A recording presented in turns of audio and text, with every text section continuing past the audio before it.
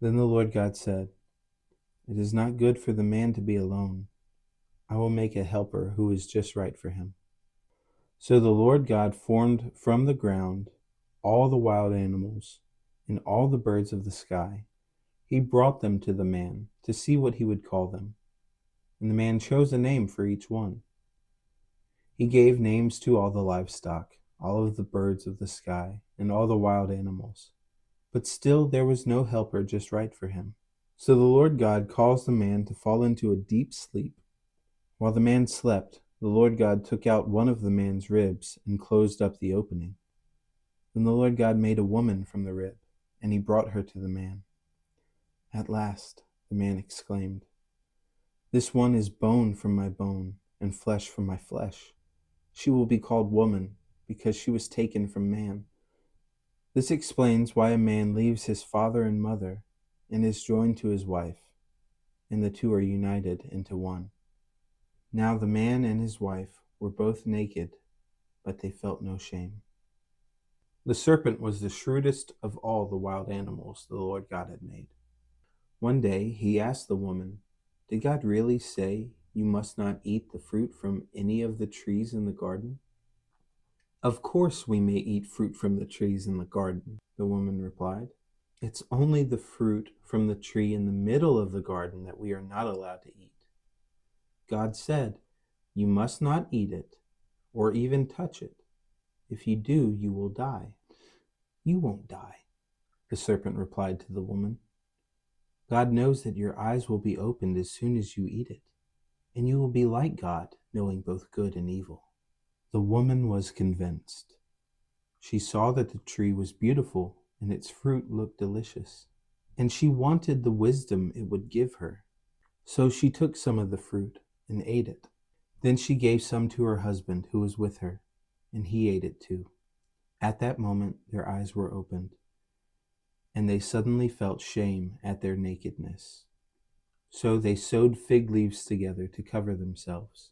When the cool evening breezes were blowing, the man and his wife heard the Lord God walking about in the garden.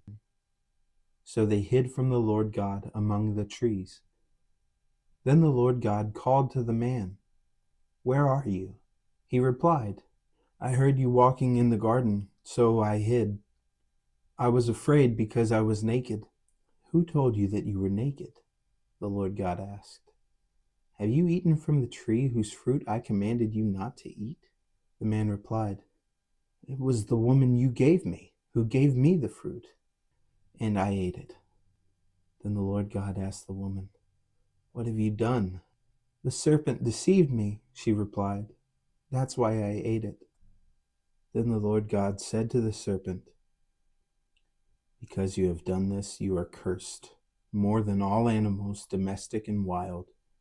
You will crawl on your belly, groveling in the dust as long as you live. And I will cause hostility between you and the woman, and between your offspring and her offspring. He will strike your head, and you will strike his heel." Then he said to the woman, "I will sharpen the pain of your pregnancy, and in pain you will give birth. And you will desire to control your husband, but he will rule over you." And to the man he said, "Since you listened to your wife and ate from the tree whose fruit I commanded you not to eat, the ground is cursed because of you. All your life you will struggle to scratch a living from it. It will grow thorns and thistles for you, though you will eat of its grains. By the sweat of your brow will you have food to eat, until you return to the ground from which you were made. For you were made from dust, and to dust you will return." Then the man, Adam, named his wife Eve, because she would be the mother of all who live. And the Lord God made clothing from animal skins for Adam and his wife. Then the Lord God said, "Look, the human beings have become like us, knowing both good and evil.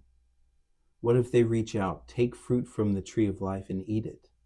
Then they will live forever." So the Lord God banished them from the Garden of Eden, and he sent Adam out to cultivate the ground from which he had been made. After sending them out, the Lord God stationed mighty cherubim to the east of the Garden of Eden, and he placed a flaming sword that flashed back and forth to guard the way to the tree of life. Now, Adam had sexual relations with his wife, Eve, and she became pregnant. When she gave birth to Cain, she said, "With the Lord's help, I have produced a man." Later, she gave birth to his brother and named him Abel. When they grew up, Abel became a shepherd, while Cain cultivated the ground. When it was time for the harvest, Cain presented some of his crops as a gift to the Lord. Abel also brought a gift, the best portions of the firstborn lambs from his flock. The Lord accepted Abel and his gift, but he did not accept Cain and his gift. This made Cain very angry, and he looked dejected. "Why are you so angry?" the Lord asked Cain. "Why do you look so dejected? You will be accepted if you do what is right. But if you refuse to do what is right, then watch out.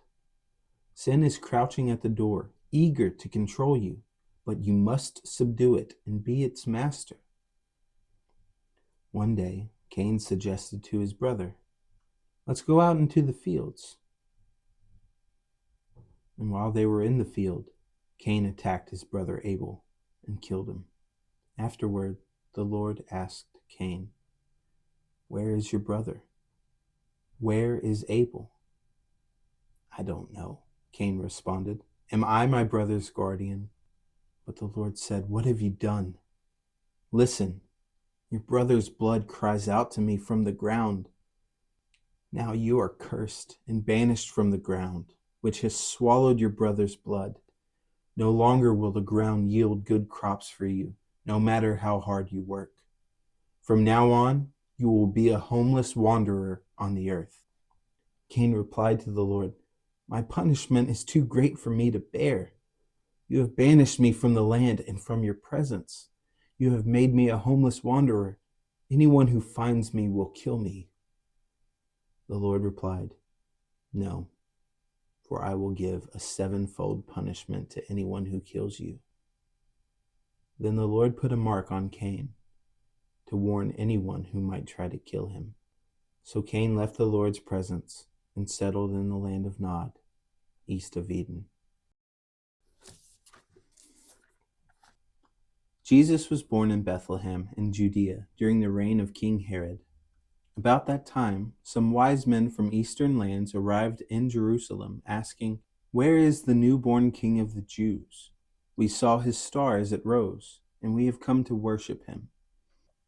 King Herod was deeply disturbed when he heard this, as was everyone in Jerusalem.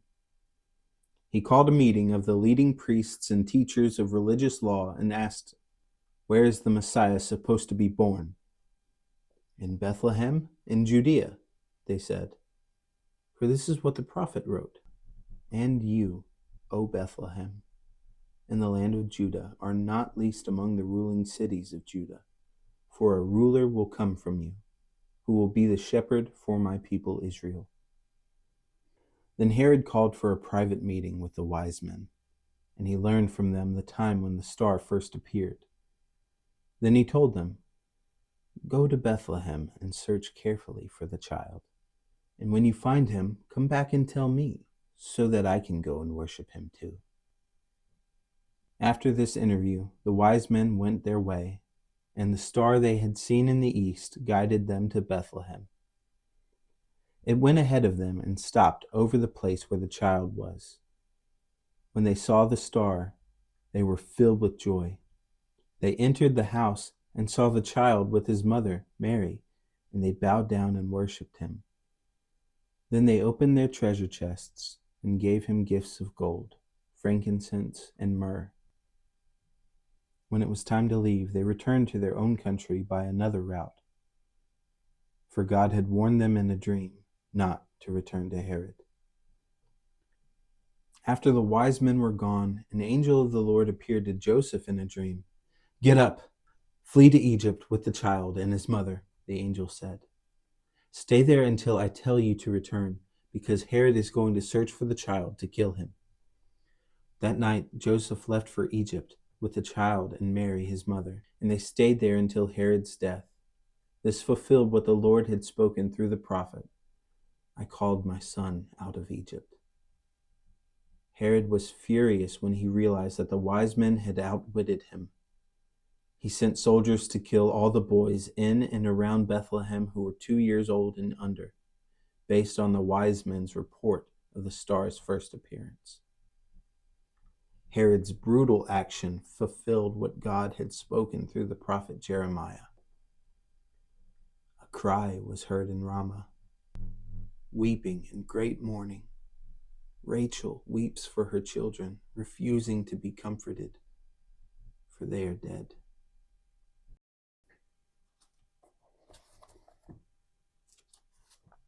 Why are the nations so angry? Why do they waste their time with futile plans? The kings of the earth prepare for battle. The rulers plot together against the Lord and against his anointed one. "Let us break their chains," they cry, "and free ourselves from slavery to God." But the one who rules in heaven laughs. The Lord scoffs at them. Then in anger he rebukes them, terrifying them with his fierce fury. For the Lord declares, "I have placed my chosen king on the throne in Jerusalem, on my holy mountain." The king proclaims the Lord's decree. "The Lord said to me, 'You are my son. Today I have become your father.' Only ask, and I will give you the nations as your inheritance. The whole earth is your possession. You will break them with an iron rod and smash them like clay pots. Now then, you kings, act wisely. Be warned, you rulers of the earth. Serve the Lord with reverent fear and rejoice with trembling. Submit to God's royal Son, or he will become angry, and you will be destroyed in the midst of all your activities. For his anger flares up in an instant. But what joy for all who take refuge in him.